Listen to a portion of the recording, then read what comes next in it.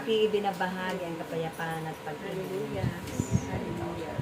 Sa mga panahong ito na ito'y muling gugunitain ninyo ang mga sakit at hirap, kalbaryo ng pagtitiis ng inyong Panginoong Jesucristo.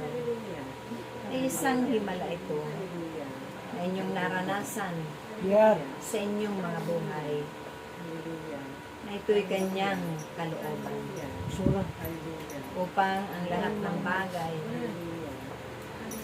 na mararanasan ninyo sa pamamagitan nito ay papatuhanan nila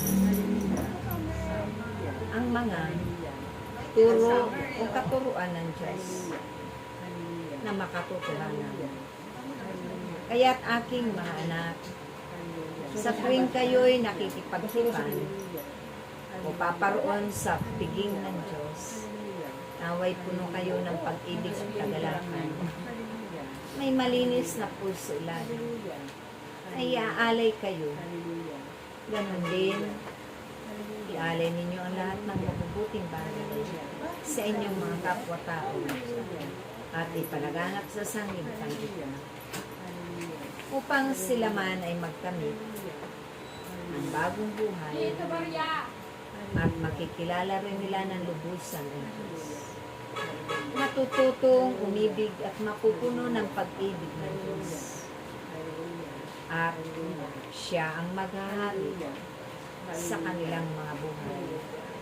Tulad ng mga hinahangad rin ating. Kaya't sa panahong ito, napakapalad ng nakakatugon sa panawagan ng Diyos.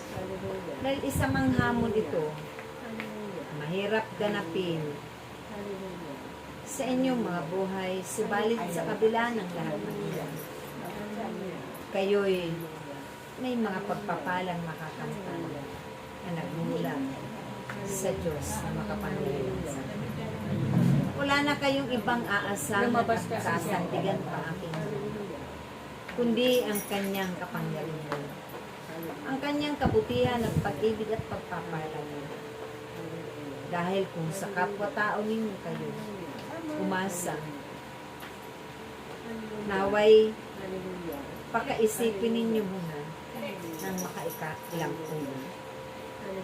Hindi sa mga katagang kasamaan